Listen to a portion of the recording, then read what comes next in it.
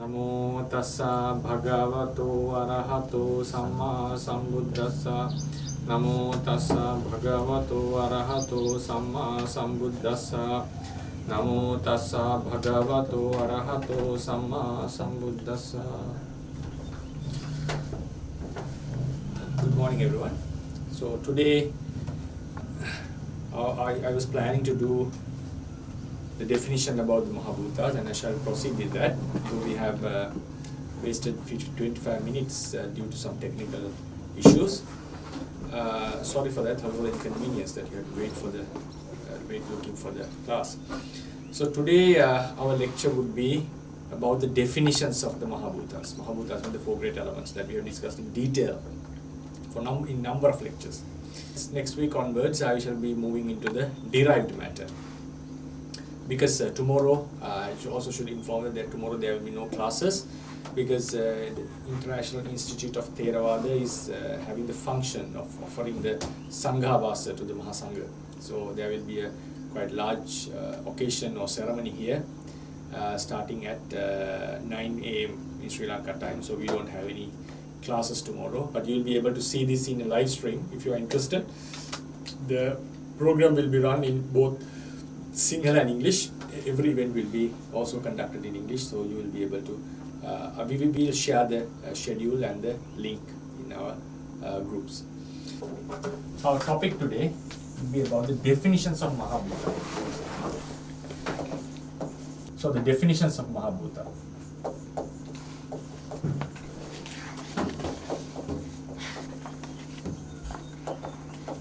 The term Mahabhuta actually. So we have mainly 6 definitions. I think I have given you the handout. And with the second definition, we have 3 subdivisions.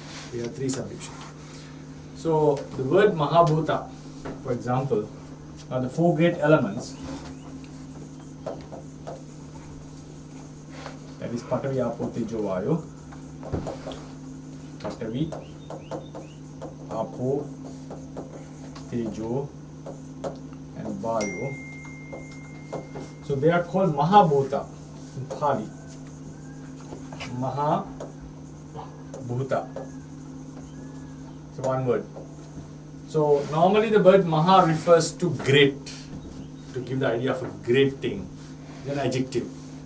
Bhuta refers to something which has arisen, which has occurred, and also sometimes which is true, which is something that really exists.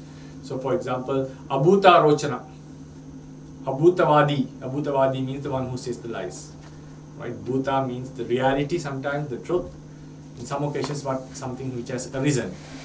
So Mahabhuta means not the great truth, right? So normally it refers to the things that appear in great abundance. But there are six meanings for this. And sometimes the Bhuta can refers to demons as well, right? Demons, yakhas, the spirits. The word Bhuta can be used. So likewise, looking into this word definition, the formation, Mahabhuta and so forth, we in the Pali tradition, the Theravada tradition, have few definitions given to this. So when we make a definition, that's what we have to think about. There are 3 types of meaning in a definition. Sometimes the word formation. Through the word formation, we give a meaning to a specific thing. Actually, what happens is the other way around. Knowing certain characteristics of a certain thing and knowing its name, we try to make a link. Actually, the name existed for a certain thing, and looking into its qualities, we look at the name and we try to figure out how they are related. Some names were made actually, because some names were made based on the meaning of the root of its name. So because most of the words in Prakrit and Sanskrit are based on roots. Roots have specific meanings, the verbal meanings.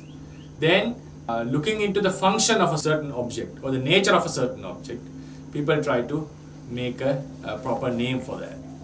Now, for example, Pachaka. Pachaka is the one who cooks, but Pachati has already been there.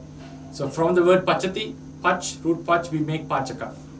So, likewise, certain words are made later, but some words for sure would have happened before the grammar. So somehow, now when we see a word, especially in the Buddhist literature, and the thing it represents, we try to make a link between these two. How can we make this name possible, make this name logical? That's the philosophy behind this. For instance, we think about Brahmana. The word Brahmana, Buddha wanted to refer it to Arahant. So he mentioned Bahita Papoti Brahmana, the one who has abandoned the evils is called a Brahmin. And Samana. So Samana is the one who has abandoned the household life and is practicing for a liberation. The root meaning of the root meaning of the Sanskrit word comes from shram. It refers to the one who is striving, putting effort, making effort. But Buddha wanted to change the definition, and he mentioned, no, according to my definition, samitattahi papana, the one who has subdued the defilement. Samitattahi papana samanoti bhakchati, right? The one who, he changed the definition of this word. So the thing is, we give a certain attribute to the thing, and with the name we try to make a connection. We try to see a connection, because in Sanskrit, in some definition, one definition for Brahman is the Brahman Anati, the one who praises, one who pays respect to the Brahma is called a Brahman. But Buddha defined it as the Bahita Papoti Brahman, the one who has abandoned the evils. So Monena Muni, the one who is silent, was called the Muni. But according to Buddha, Munatiti Muni, the one who understands internal and external worlds is called the Muni. So likewise, when we see a word definition of a word, we always try to make a logical connection between the actual thing and the noun. Then there is another type of a definition we call this is called Abhidhanartha.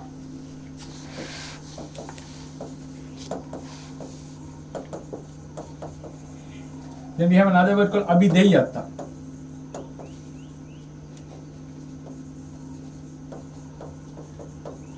You may have studied different meanings for this, right? You may have studied different meanings for this. Don't worry about that, because Abhidheyatta can have various meanings.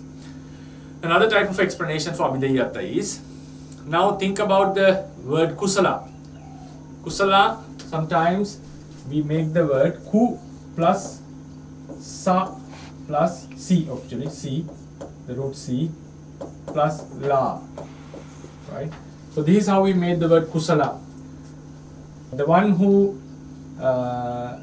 cut down the defilements that lie in a very bad manner. Kuchitena akarena sanantiti. Akusala kusana. The kusa. The word kusa is used for the akusalas that lie in our mind stream, as Anu says. Then the one who cuts them is called the kusala. La. The la refers to cut. At the same time, this is called abhideyatta, a word formation. Through the word formation, we give a logical meaning. Abhidhanartha, sorry, I beg your pardon. Abhidhanartha. Abhideyatta, we have few meanings, like even the kusala can be used as abhideyatta, but for instance, sometimes we have arogyatta. Arogya. Then we have dakka, skilled. And we also have sukha vipaka,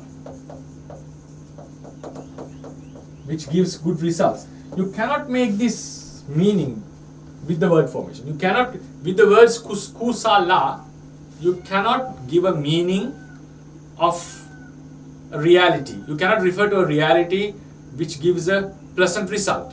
With these three letters, you cannot make such a definition, right? But still, the kusala have such meanings. So those are called abhideyatta. I'm not referring to the realities. They are qualities. But if you look into the Brahmana Vagga in Dhammapada, Abhidhanatta is Bahita Papoti Brahmana. In many of the verses, Buddha mentioned the one who attains the three vidyas, one who has removed the defilements, one who has studied the scriptures thoroughly and attained the liberation, one who can see the past lives, one who can see the future, one who has attained the asavakkhaya. All these are the qualities of a Brahmana. In every verse, most of the verses he mentioned Tamaham Brahmi Brahmana. Tamaham Brahmi Brahmana. A person endowed with these qualities I call a Brahmin. So these are also characteristics of Brahmin. But you cannot make a word formation. With the word Brahmana, you cannot refer to these meanings. but still they do have such meanings. These are called abhideyatta, the qualities. Now if you look into the Dhammasangani commentary, you can see how the word kusala is being made in 4 definitions. And also it refers to, it says the word kusala also have arogyatta, anavajyatta and also, right? These are also characteristics of kusala. But you cannot make these meanings with a logical word definition, word formation. Then we have dabbatta. Dabbatta means the realities. What it refers to. When you study the Dhammasangani, we say abhideyatta are the realities. But here it's slightly differently I'm explaining. Dabbatta means what it refers to. What it refers to. For example, if you think about the Mahabhutas, right? For example, if we bring that example, now if we bring the kusala example, the word formation refers to the abhidhanatta, but it also has a certain meaning. It's not just the roots and all. Ku refers to the kuchita, si refers to lying, la refers to cutting, right? This is the word formation. Then arogyatta, sukhavipaka, anavajja, these are also characteristics of kusala. We call them abhideyatta. Then what it refers to? 21 kusala chitta and 38 chetasika. This is abhidabbatta. What is it? What is it? So whenever we are studying in the Theravada tradition, we have to keep in mind word formation, then the meanings, other meanings not related to the word formation, and the realities. Now if you think about the Mahabhuta, we have already studied about Mahabhuta that it has certain qualities. It pushes, the Vayu pushes, and it gives the, for example, the heat, the Tejo heats the object, Apo makes the cohesion, Patavi acts as the surface, and also we know that they are the main components of the physical things, physical world. So these are the characteristics of Mahabhuta. For example, if you collectively discuss, now the physical attributes are given to the objects by these 4 great elements. This is a characteristic of Mahabhuta. We cannot refer to it through the word Mahabhuta, because Maha refers to greatness, Bhuta refers to another meaning, right?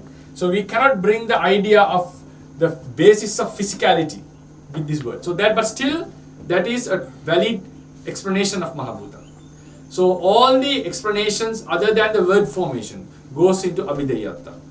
So when we are studying a Dhamma, when we are studying a certain reality, while we are giving attention to the abhidhanatta, the word formation, we have studied thoroughly with extensive apprehension. So then you can see the qualities of the reality which cannot be even covered through the word formation, right? So that's what we did so far. What are these realities? What are its characteristics? We tried to look it into it in various angles. Now we go into the word formation, how the wording is how the word means, or how the word is formed. And Dabbatta of Mahabhuta are the 4 great elements, Patavi, Apo, Tejo, Vayu, these realities. So likewise, when you are studying a reality in the Theravada tradition, you have to keep in mind about all these 3 approaches. The word formation of the word, and the other characteristics that cannot be covered by the word formation, and what it represents in the ultimate sense, Dabbatta. Right? So Abhidhanatta, Abhideyatta and Dabbatta. You may have different explanations for this, don't worry about that, because when you are studying Samananas, a different categorization you will find. I created this taking words from different places of the Sammanana explanation. So anyway, now Mahabhuta, when we are studying the Mahabhutas, we have 6 definitions. The first one is Mahanta Patu Bhavato Mahabhuta. Mahanta Patu Bhavato Mahabhuta. The realities are called Mahabhuta because they appear in great abundance. For example, with great amount, great quantities. The great ocean. Apo is very highly abundant. Patavi, the great earth, the mother earth. And also the air in the atmosphere. The fire, especially which happens which happens in the end of the world, while the world is burning, or according to modern science, heat that is generated in suns or stars. All these are Tejo. So these 4 great elements can be seen or observed in great quantities in our world. So as these elements can be found in great quantities, we call them Mahabhuta. Mahabhuta. So the definition, these four material elements are called Mahabhuta since they appear in abundant quantities in both animated and inanimate bodies. The huge animals, the whales, but according to the Buddhist literature, some animals are huge, right? So, and some devas, brahmas have huge bodies. So all of their bodies, the material stuff, is made out of four great elements. So four great elements are found in abundant quantities in both animate and inanimate bodies. So therefore they are called Mahabhuta. Mahantapatu bhavatu. They appearing, right? Then we have Mahabhuta Samanyato. Right? We had Mahantapatu bhavatu.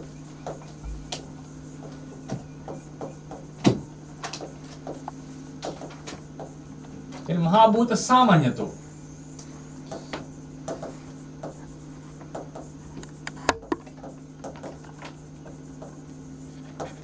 Similar, samanya, samana, samanya, similarity. Because they have a similarity for Mahabhuta. Here Mahabhuta means, for the word Mahabhuta, we have three definitions, sub-definitions. Samanyato is similar to the Mahabhutas. So who are the Mahabhutas? To whom they are similar, with whom they are similar, right? The first is the wizards. You know the wizards? The first Mahabhuta, so this is the first definition. Second definition. The second definition, we have three definitions. The first Mahabhuta is wizard. We call it Mayakara in the ancient world. They used to make spells upon the audience. This is not the magicians in today's day. According to the explanations we have, the magicians are doing a trick, right? But in those days, I don't know whether it's very accurate or not. The Mayakara, the wizards, used to make a spell upon the audience. A spell. So what happens? While you are in the spell, you see the world contrasting to the reality. You may see a rock as a normal natural rock as a piece of gold. Sometimes just sand can appear as water. So whatever the wizard wishes, the audience starts to see. So it's done by a spell, made by a spell. So whenever you goes out from the spell, you try to see the world in the actual form, right? That is how it has been explained. It's also similar to the Vipallasas. While we are under the spell of Vipallasas, we see the world in a different way. So now what happens? These Mahabhutas are like a wizard who deceives us. Why is that? Wizards are called Mahabhuta. They are capable of putting a spell on others and make them to see things in front of them in ways contrary to the reality. With the spell, they can make people to see water as a gem and an ordinary stone as a stone made of gold. In the same manner, these four elements appearing in various material clusters appear as humans, animals, demons, trees, like forth, which are not found in the actuality. Mahabhuta are not animals or animate things, but they appear as animate things or things, right? So they deceive us in one way or another, right? They deceive us. So therefore, they are similar to a wizard. So when we think our body is beautiful, attractive, or even ugly, right? There's no such a body actually. It's only the gathering of four great elements. That's the reality. But the thing is, they appear as bodies, attractive or not non-attractive, right? Attractive and non-attractive are attributes within the Mahabhutas. Anyway, but they appear in a different manner to their actual nature. Moreover, when these four great elements come together in clusters, another corporeal called color appears with them. In nature, the four elements do not have any color in them, but with the presence of color, which is another element, they appear to be colorful. The Mahabhutas are not colorful. Because of Mahabhutas, a new reality appears, but they seems like colorful. Now we may think the Patavi is brown color. You may feel like Tejo is red color. No, Tejo is the heat only. Color, red color is a different element. There's the color element, right? But it appears as a one thing, a colorful thing. Sometimes we may think Mahabhuta are very attractive because of their various colors. No. Colors appear depending on Mahabhuta as a different element. Though they coexist, they are different from each other, right? But Mahabhutas appear as colorful. So this is like a wizard. in these manners, so they appear as things that are not actually, like humans and all, and also they appear as colorful, being not colorful. In these manners, the four elements are similar to a wizard who jeopardize the view of the observers and drag them from actual reality to a virtual reality, right? Hence called Mahabhuta. So Mahabhutas always takes us to the world of Panyati, right? If Mahabhutas appeared as Mahabhutas, none of us would appreciate this existence, right? Because who is like to talk with something which is hard or cohesion or heat element? We would not be able to deal with the world. There will be no appreciation or enjoyment because there's nothing to do with all these four great elements. But since they appear as things or living beings, we get the self view and then we try to deal with it, right? So that's why they are called Mahabhutas. Then another explanation, the demons, the Mahabhutas. Demons who possess. Demons. According to the Eastern philosophy, it's a very common reality. It's a common feature, that common belief that demons, some demons can possess certain humans. They can take their control. They can take the entire. They can control. They can take over our mind and control our behavior. Right. So we call they are possessed. We have been possessed by demons. So while they have possessed, it is mentioned, for the ordinary beings, it's very difficult to judge where the demon is. Is he inside the body or is he upon the body? Is he outside the body and controlling us? There are three possibilities, right? Maybe they are outside the body, they are inside the body, or they are on the body. Even on the body can be considered as outside. So for the ordinary humans, we know that someone is controlling this person. A demon is controlling the person. But we cannot exactly say what has happened. Where is he? Is he inside or outside or what? So likewise, the four great elements do associate each other. But it's very difficult. According to tradition, it's not possible to say whether they are existing one upon another or whether they are existing mixed. What sort of a mixture is this? These are unexplainable things in the Theravada tradition. It's one of the things that are unexplainable. How they exist. Unexplainable means with the simile, the logical simile. They are mixed in a way, in an inseparable manner. It says each of them have swallowed each other as a simile. Right? A snake can swallow a rat, but the rat at the same time the rat cannot swallow the snake, right? So simile is not valid. But the simile is given, the Mahabhutas are mixed with each other as they have swallowed each other. Right?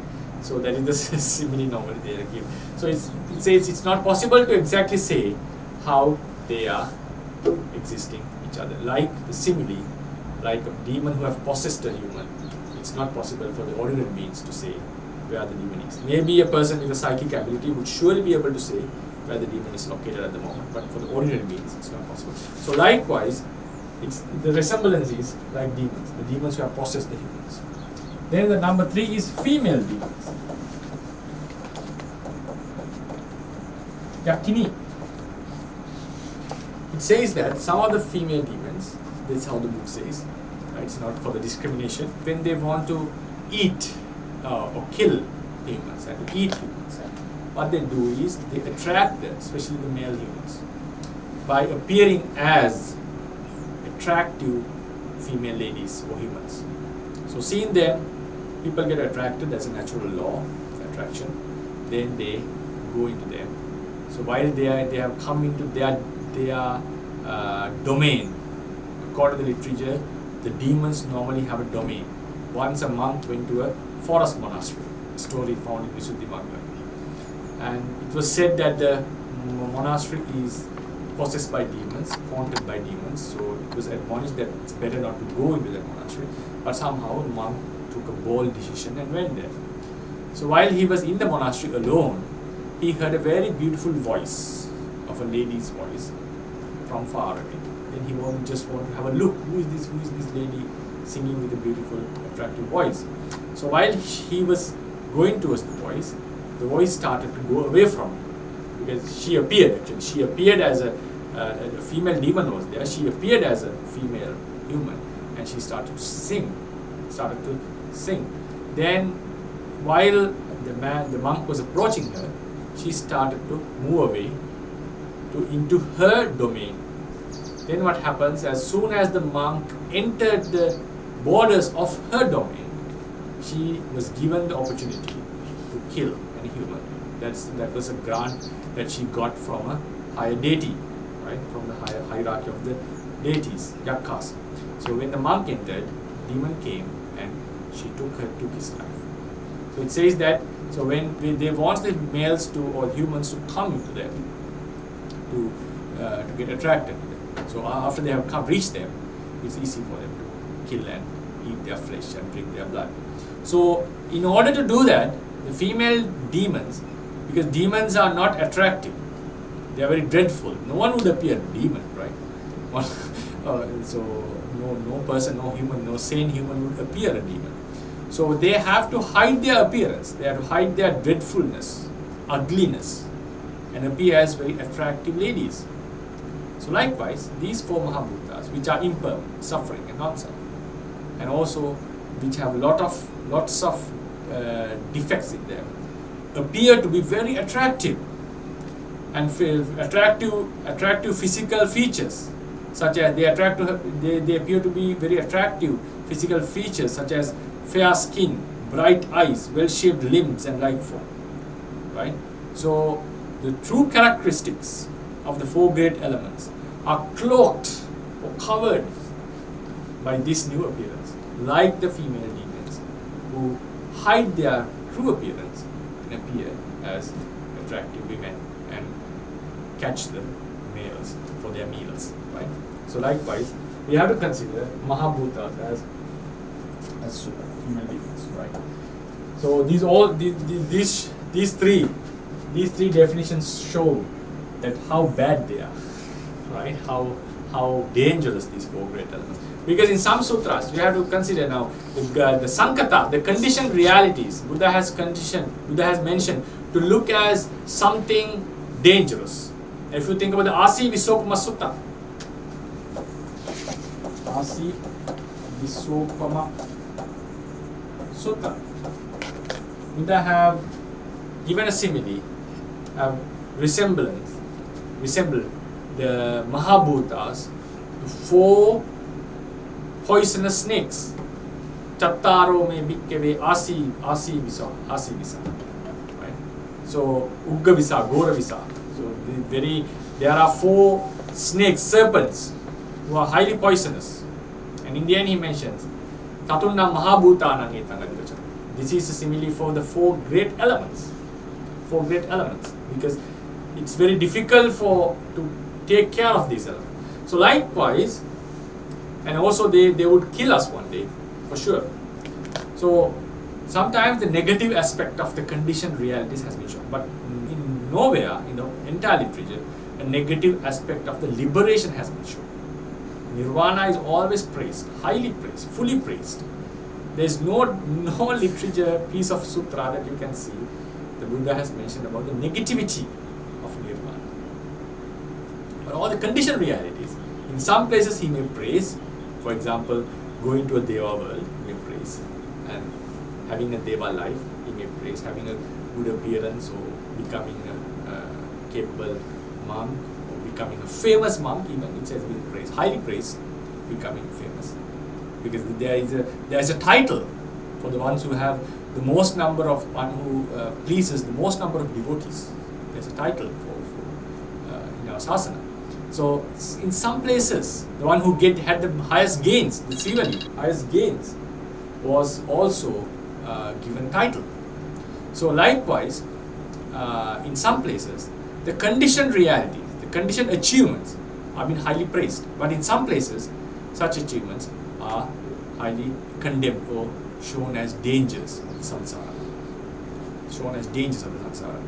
While he is giving a title for the monk who had the highest gains, in some places he refused his gains. He said, no, I don't need this popularity or labha sakkara and so forth. Right? So about the conditioned realities, in some sutra, in some places, the Buddha has praised it to a certain level, but in the ultimate sense, ultimate means the noble sense, conditioned realities are considered as suffering. The entire conditioned realities are considered as suffering. Then, in that sense, even the vipassana practice falls into the dukkha satcha. But nowhere the liberation, the nirvana, the defects of nirvana has been shown. Right? So this is a place where the Mahabhutas, the negativity of Mahabhuta was shown. This is very useful for your vipassana meditation to see the realities, to see the suffering nature of realities. Dukkha satcha, dukkha lakkana. It shows the dukkha lakkana, and also it shows some sort of anatta lakkana, that is out of control, it appears in a different way. Right. So these definitions are very useful. If you are wise or skilled enough, you can use them in your meditation practice as well. Then Mahapariharato Mahabhuta. This is also showing a dukkha lakkana. Mahapariharato.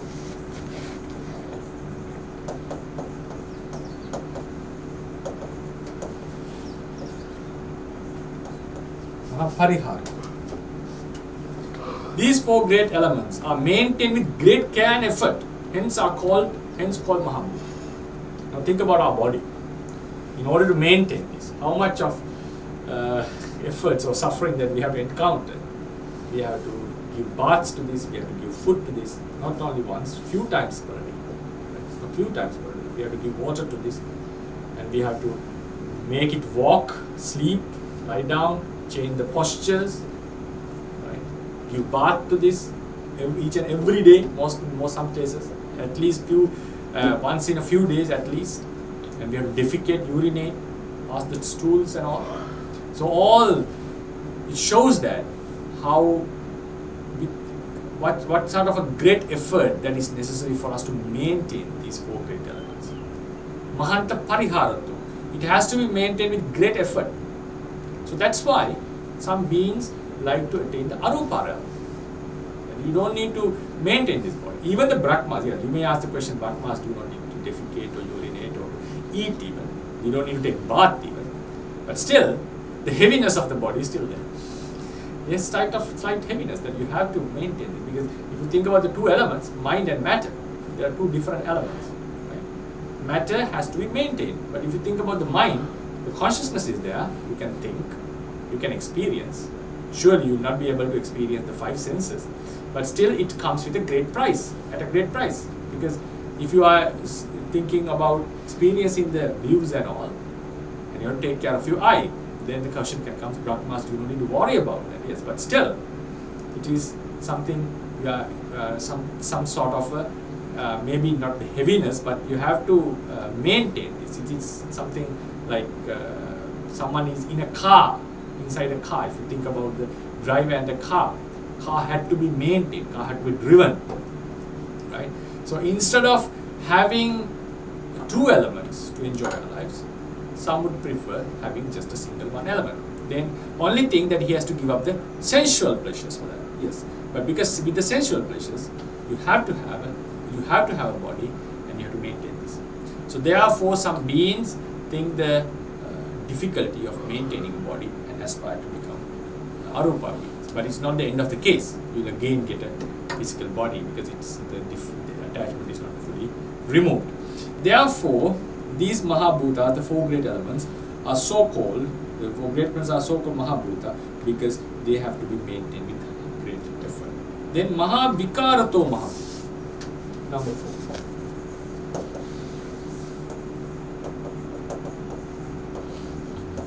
Mahavikarato, they go under conspicuous or obvious changes. The great earth, the mother earth, completely burns at the end of the kalpa. The seas dry out. Our human bodies, when burned, they completely get distorted. They completely change, their appearance changes.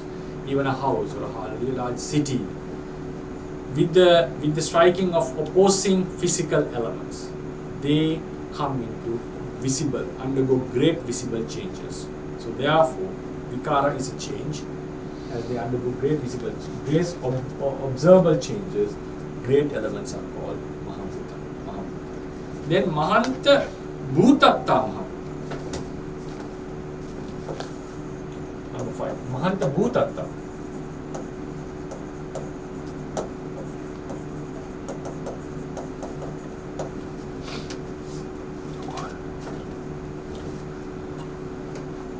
Mahanta Bhutata.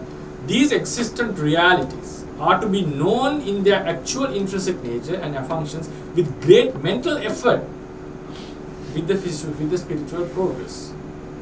In order now, Mahabhutas appear as humans, ladies and males, but if you want to know them in their actual intrinsic natures, non-self realities, hardness as mere hardness, cohesion as mere cohesion, heat as mere heat, or blotting nature as mere blotting nature, and to get rid of the self-view and to observe them in their actual nature, intrinsic nature, we have to have a good concentration and also a proper understanding in the beginning.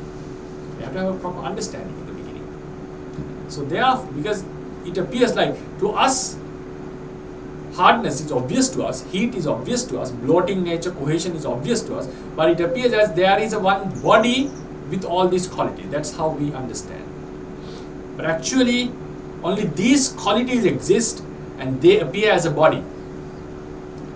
For us, there is a body with those qualities. The actuality, those qualities exist and appear as a body. So to change this view and to understand great elements as mere great elements, we have to undergo a great mental transformation in our view, in our opinion, and also to have a certain degree of concentration, because with a distracted mind you will not be able to focus on these qualities. And also there should be a lot of wisdom to understand this non-self phenomenon. That's why we need they are called Mahabhuta. They should be known with great effort, mental effort, with the spiritual progress. Then the Anutika gives another definition, number 6. It says at any given time, right? There's no shortened form for that. At any given object, these Mahabhutas can be found in abundant number. In the first definition, in great objects such as the sea, Mother Earth, or the atmosphere, in the atmosphere, and great fires that appear at the end of the world, or the bodies of great living beings mentioned in the literature. Here, what the Anutika is stating, even in a pencil, we can see millions of Mahabhutas, kalapas, clusters of Mahabhutas. So at any given, in any given object, Mahabhutas appear in abundant numbers, abundant quantities, high number of quantities. So therefore, still they can be called Mahabhuta. That's why I say these realities in a single body, either animate or inanimate, exist as material clusters in abundant quantities. At any given time, at any time, you can see this abundance of realities in there. Right? At any given object, any given time. Due to their existence in myriads of clusters in any given physical body, these elements are called Mahabhuta. So this is a definition that you can find in Anutika, not in Muratika, in Anutika. So we get 6 definitions for the Mahabhutas, and the second definition is divided into 3 sub-definitions.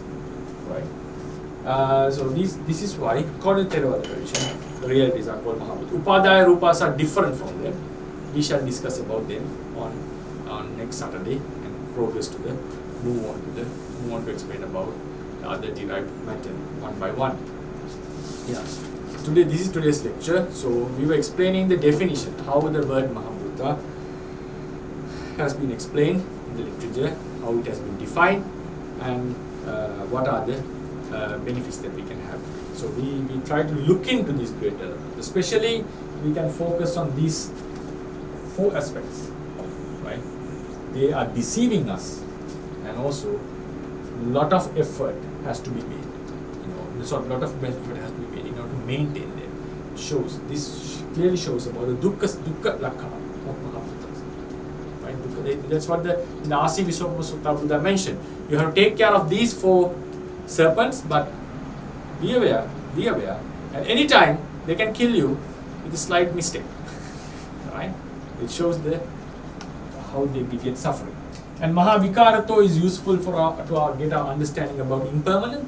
They do change, their appearance do change, and this shows that this increases your effort, because it shows that it's not easy to understand these Mahabhutas in the actual form. Right? So this will be our lecture. I give you the opportunity to ask questions. I hope you got a better idea. So I shall stop the explanations about Mahabhutas, we discussed about them in terms of kalapas, sariras, and now their definitions as well. So this is the lecture. I'll give you the opportunity to ask questions. Okay, thank you, Bhante. Sadhu. Yeah, anyone can ask questions related to So, previous lectures also. Yeah, so I guess maybe for some of the definitions, it appears to me that they are not confined to just Mahabhuta, right? I think because we can see these some of the Rupa, they also have these characteristics as well, right? Yeah, sure. They are not only confined to the Mahabhuta. Some definitions. For example, Mahanta, the number 5, Mahanta Bhutatta, for example, think about the faculty, Jivitindriya. It has to be known with lot of effort. The Sukuma Rupas, they have been known with great effort, even more than Mahabhutas, in order to know their intrinsic nature. Yes, you are true, you are correct. And the changes even that happens. The color changes greatly, the smell changes greatly. So obvious visible changes are there. Yes, yeah. Yeah, please go ahead, Sajalepum. Oh, sorry. So, good morning, Bande. May I have a question? Sure. So, we talk about like the ghosts or some demons, those human beings, we cannot see them. So they are Mahabhuta, is the same as human beings or are they different? According to the literature, yes, they are Mahabhutas. They are subtle Mahabhutas, which is not that much visible to us. But seems like we can go through them, or maybe sometimes one of our Mahateras have mentioned when you walk. Sometimes when you walk on the path, if they are on your path, they may strike at your body. It says that even though we don't feel it, they feels the pain, they feel the contact. So normally they go away from our paths. So it is instructed to monks by some senior Mahateras not to walk, to be more with a composed posture. Do not shake your hands too much because it can also hurt. Some even some invisible creatures surround you. There's another approach to be more restrained in walking and behavior. So it shows. I'm not sure. And this is also a question that I also ask myself: what sort of Mahabhutas do they possess? According to the literature, yes, obviously they are having Mahabhutas, subtle Mahabhutas, which are not visible to us to our ordinary eyes. But how about it? Can they go through us? It seems like they can go through certain things. That's it appears like that. Devas could go through all these walls and all. But there can be slight differences in their density or their quality as well. And it says that lower devas cannot see higher devas. So the Rupa is getting subtler and subtler. Devas cannot see the Brahmas, the lower Brahmas. Even the Brahma Parisajjat cannot see the Brahma Purohitas. So their Rupa is subtler. So maybe that's the reason that we don't see them. But according to the literature, they are made out of 4 great elements. It's like, for example, I'm not equaling them. In the science, we have something called dark matter that has not been experienced, known by scientists, but they know that there has to be something according to the structure of the universe. There has to be something called dark matter according to the Big Bang theory. That's why, as they think, that's why certain structures of the universe are as it is now. So, but they haven't seen it. So there's dark energy, unexplainable energy. So likewise, in the Buddhist literature, we do explain about certain matter which are subtler than the matter that we experience, but still they do exist. So whenever they want to appear to us, they have to make it grosser. That's how it has been explained. So by name, like when the Devas, when they come to the human world, as we know, they said it's because the human world is so smelly, so they don't want to stand on the earth. Is really smelly is because of our world is like for them is like the Mahabhuta is so gross. So they are Rupa, the Mahabhuta is so subtle. So this they cannot support to the subtleness Rupa. Is it because of that reason? Seems like, yeah, it's another question. That's why it says, it seems like their Rupa is subtler, but their Rupa is sensitive to our Rupa. Because our gross smell can be felt to their Gana Pasada. So maybe it's too gross, so the sensitivity is very high. Maybe their sensitivity is very high, sir. So even the gross Rupa strikes at their Gana Pasada, the most sensitivity. It is a much grosser contact, so they may be feeling it with how to say, very higher density, high intensity. And the next question is, sometimes they put their food into the Buddha's food. It becomes more tastier. So maybe they have to make it much subtle, much grosser. Then that taste can be felt. And if that taste goes into your body, it can sustain your body for months, it says. Even for 1 or 2 months. 15 days, 1 month, as I remember. Maybe 2 months, I'm not sure about that. So it shows that even that Rupa of Devas, the food, can affect our body. So maybe they have to make it much grosser in order to make an impact in our bodies. So as you said, the grossness is a vital factor, but it shows that in some cases they are even contacting each other. That's why a Deva can smell human body. So a gross smell, even which can be felt by us, is sensitive to their nose as well. Maybe that is the reason. And the next thing is their sensitivities are very sensitive, highly sensitive. So a gross smell is difficult for them to bear. Yes, but from my understanding, you say they stand in the air and they stand on the ground. It doesn't matter, right? Because they still can smell. Yes. So. It says that our smell can be felt in the atmosphere. So they can. It means that it's getting dilute, right? The smell gets dilute. So far away they don't feel.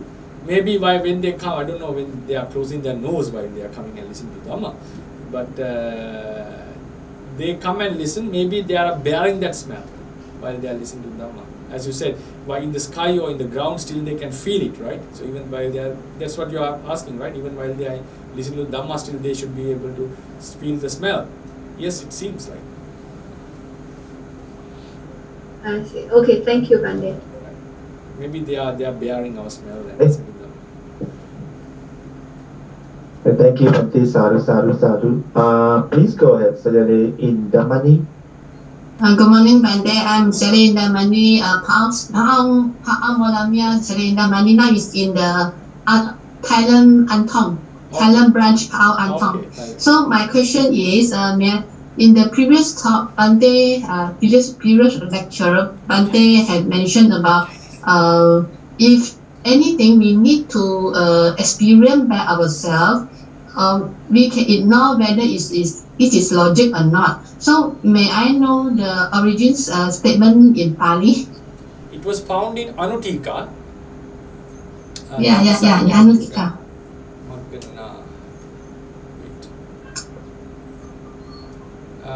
I shall give you the reference. We can see. Anutika. The place is, it says, Nahi Pachakka Visaye Yutti Maggana Yutta. This is the word. I'll give you the reference. Sadhu. Nahi Pachakka Visaye Yutti Maggana Yutta. Right? Anutika, book 1, page 75. Right? Page 75. 75, yeah. 75, book number 1. So the meaning Book is... number 1. Yeah. So, Yutti Maggana. Maggana is searching. Searching for a logic. Yutti. Right? Na yutta. It's not necessary. Right? It's not appropriate. It's not appropriate actually. It's not appropriate to find out a logic in the Pachakka Visaya. Pachakka Visaya means a direct experience. A direct experience. Right? So if the sun is rising from the east, we don't need to find a logic for that because it's obviously rising from the east. So likewise, in our experiences, when we go into the four great elements, now when we understand the Nama Rupas, it's a Pachakka Visaya. It can be experienced with direct wisdom. If something can be felt with direct wisdom, there is no necessary of finding out a logic behind it. That's the explanation. Okay. Sadhu for Bante's explanation. Sadhu. Thank you, Bante. Sadhu. Okay, thank you, Bante. Sadhu. The next question is, Bante, among those 6 definitions, which one is given by the Buddha himself? In the Buddha himself. This is the different. If you ask from a very traditional approach, they would say these all 6 definitions are from the Buddha because the commentary is from the Buddha according to them. If you ask me, what is the definition given by Buddha, then you have to go to the sutra and find out what is the definition given by the sutta, Buddha himself. Seems like, I'm not sure about that. Seems like this is a direct experience. This can be because Mahabhuta, Upadaya Rupa. Mahabhuta is because I think this is the most common definition at that time, as they appear in great abundance, right? Great abundance. But I cannot dismiss the logic or dismiss the argument behind that. Buddha was appreciating all these new definitions. I cannot dismiss the argument that the Buddha was not Buddha appreciated all these arguments because. It seems like, for example, if I give you the explanation on Majje Sutta, I think I have told this in previous. Majje Sutta, you can find it. I forgot which book is it. It seems Samyutta Nikaya. Majje Sutta is an explanation about the Parayana Gathas of the Sutta Nipata. The ones who have studied Sutta Nipata knows there are 16 Gathas at the end, Parayana Vaka. One of the Gathas, maybe for Ajita or maybe it's for, it seems Ajita's Gatha or whoever's. There were 16 disciples. So Buddha gave an answer to his question. Then the Mahatheras later on had discussions about it. Then in one discussion, there were 6 opinions about this. 6 opinions that what is the Majje, what is the center the Buddha meant. One said it is nirvana, some said it is passa nirodha, some said it is sukha upekha vedana. Passa nirodha is nirvana, some said upekha vedana. So they are completely different. One is sankata and one is asankata. Then it was explained to the Buddha that these are the 6 explanations that we got, different explanations. Then the Buddha said, my intention at that moment, while I was preaching to the Ajita, if I remember, or whoever the Manavaka, the person who asked the question, my intention was this, the first one out of the 6 questions. But he mentioned the remaining 5 are also correct. The remaining 5 are also correct. What does it mean? Buddha has given one definition, but he appreciated the other 5 definitions. As long as it doesn't contradict with the fundamentals of the tradition, we can give new definitions, and that as long as it doesn't contradict with the fundamentals of the teachings, we cannot dismiss it as saying that it's not given by the Buddha. That is also a method of teaching in the Theravada tradition. It is not necessarily that it has to come out of the Buddha's words. I'm not sure whether the Buddha has given any definition. Maybe if such a definition was given, the commentaries would surely explain it. It says the Mahabhutas. So seems like he was referring to the Mahabhutas, the elements that appear in great abundance, or maybe he was also referring to the elements that had been maintained with great effort. In some places, for example, if you think about the word Arya Satya, Buddha has given 3 definitions. And for some words, he gives few definitions. This can be explained in these ways. And also some definitions can be found in different places of the Sutra. So therefore, as long as these definitions do not contradict with the fundamentals of the tradition, we have to accept them as authentic teachings. But if you're asking whether any of them can be found in sutras, I'm not aware of this. What I normally remember is Chaturna Mahabhuta and Mahabhutanam Upadaya Rupa, the matter, 4 great elements, and the derived matter depending on the 4 great elements. That's what we normally get, right? So it's not that much familiar that Buddha gives definitions for each and every word. Yeah, so that's how I would answer that question. Okay, thank you, Bhante. Sadhu. The next question is, Bhante, if we have to choose only one definition to remember and practice or contemplate on, which one would you recommend? It depends on which practice you are doing. If you are practicing on Anicca Lakkana, I would prefer you to do the 4th definition, right? And if you are doing the Dukkha Lakkana, the number 3, if you want to focus on Dukkha Lakkana, number 3, and also go into the Mahāvihāra Sutta, read this. The commentary explains.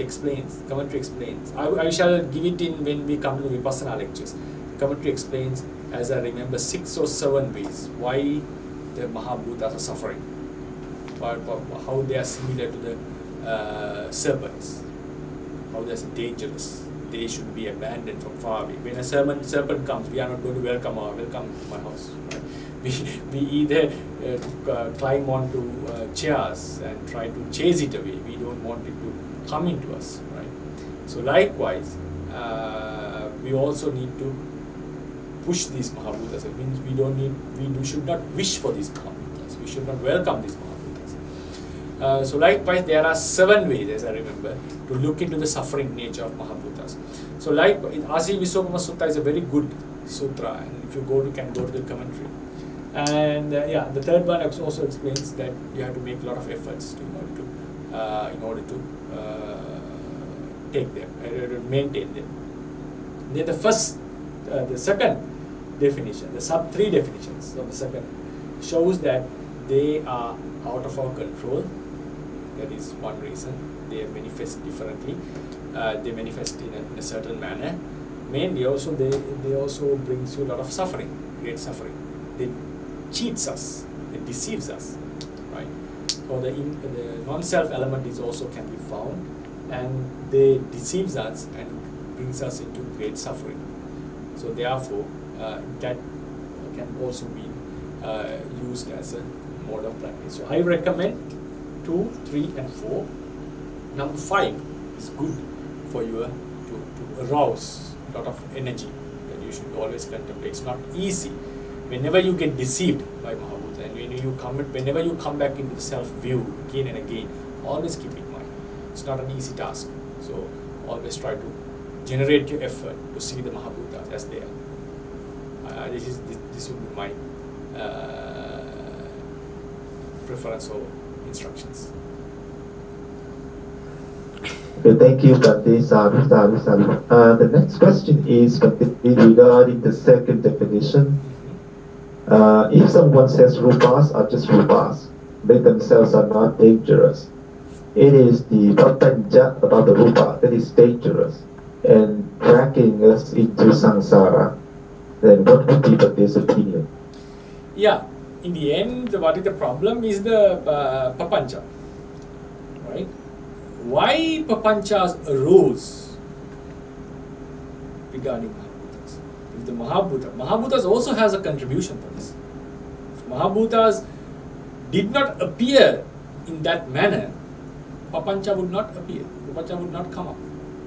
If Mahabhutas got manifested as hardness. For example, looking into a figure, if you can see this is hardness, is labeled, this is cohesion, this is heat, it's a bunch of 4 great elements. If it gets manifested in that manner, without any color, for instance, if the world is made in that manner, we are not going to get attracted, we are not going to have papancha for that.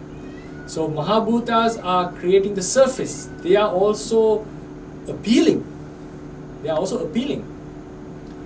That's why Buddha mentioned, if there is no asada in the world, if there is no pleasure in the world, if there is no something which is truly attractive, you would not get the attraction. People would not indulge in these pleasures. So these realities are also contributing to our vipalasas.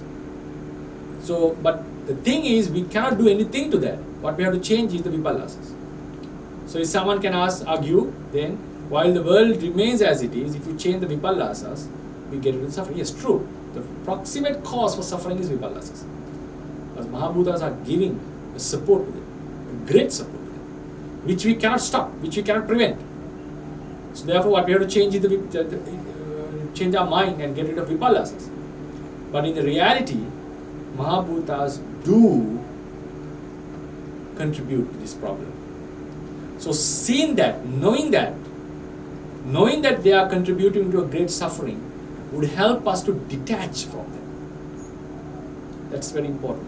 Knowing that they are also contributing to our great suffering, instead of getting attracted, because why we get attracted, even we know that, even after we have studied that they are great elements, we still can get attracted to them, thinking about our beloved ones and so forth, and myself,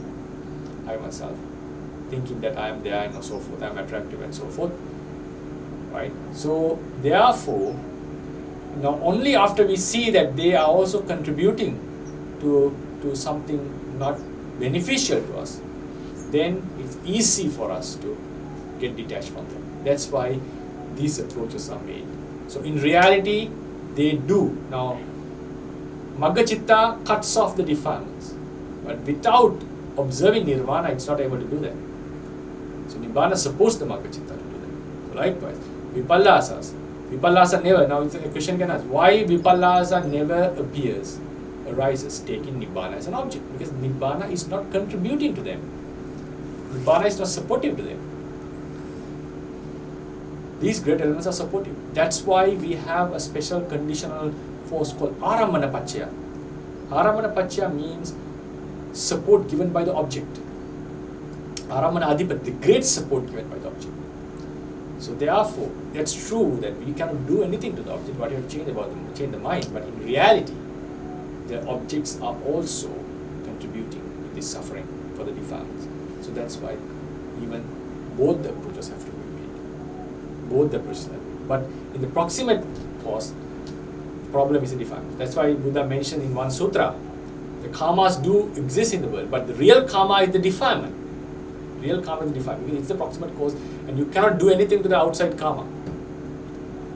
But in reality, they do support. The best logical argument is why defilements do not arise taking supra-mundane objects, because they are not supporting. So it shows that the conditioned realities, the lokiya, the mundane realities, are supportive to the defilements. Thank you, Bhante. Sadhu. Bhante, are you going to give us a few more minutes, Bhante? How many questions?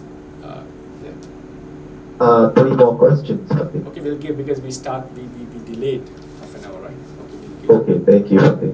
So the next question is, in the point 2.48.2, you have the sentence, the cause of possession by demon depends on the victim's body. Could you please explain that? 48.2, right? 2.48.2. Right, so the question is? The cause of possession by demon depends on the victim's body. Is it? Demons are, okay, I shall read it. Demons are called... I don't know, I mean, I just... Does it explain something like that? Okay, so it's, however, it is for certain the spirit during the core possession depends on the victim's body. Is that right? I mean, I'm just reading what the questioner typing in the chat box. So I'm not sure if that's the correct quote. Right. Somehow the demon is... Now I shall explain this in the Rupa chapter itself, how the Chittaja Rupas, or how the body is functioning during a possession. I shall explain this. I give a separate lecture for this. There are two opinions on this in the Theravada tradition, in the sub-commentaries. So some says regarding the five sense consciousness, there is no argument that the five sense consciousness belongs to at that moment. They are under control of the person is experiencing. If I remember my memory is correct, the argument is regarding the mind door. Who is the actual doer? So the person is under control of the demon, right? The problem is where the demon is located. Is he inside the body, or is he outside the body, or is he upon the body? But it's very sure that he has taken the control of our mind and the body. So in a possession, if the person kills someone, the akusala is not for the person but for the demon. Akusala is for the demon, not for the person. So the entire body is being controlled by the demon by taking over the mind, right? Taking over the mind. How the mind door works at that moment? There are two arguments for this, two opinions in the sub-commentaries. Not sub-commentaries about the erudite teachers. Sub-commentators doesn't give a clear-cut answer for that. They say there are two opinions. So in both the cases, the mind is under control. How do we understand? Because the karma, the demon gets the karma for the acts, not the person himself, right? So, and most of the physical movements are also done by the demon. So it's obvious that he has taken control of the person's life, but for the ordinary beings, for ordinary people, now think about the ordinary, not about the ones who, not in the reality. While we are seeing someone is possessed and he's acting crazy, not as an ordinary human, we know that his body is under control of someone, but we cannot see where it is. So that's what I meant in that explanation. Okay, thank you, Bhante. Sadhu. I guess the next question is quite related to that. Maybe you already answered. But anyway, I'm going to read the question. So the question is, if demon possessed a human, what happened to human's consciousness? Yeah, I shall explain this in a different lecture. There are three, actually I would bring a new opinion, my own opinion as well in that lecture. There are explanation about the five-door consciousness and the mind-door consciousness. Karma is generated, the memory. So it's a very nice topic. It's a quite interesting topic. I think there are many questions during that lesson.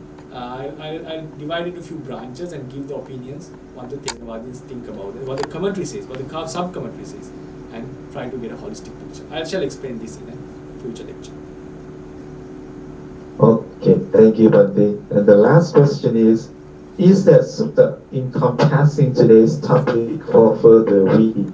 Yes, exactly. Mahāvihāra Sutta. That's the sutta. And plus the commentary if you can. It's a very famous sutta. Anguttara Nikaya, Chatukka Nipata, fourth book of Anguttara. This is for further reading.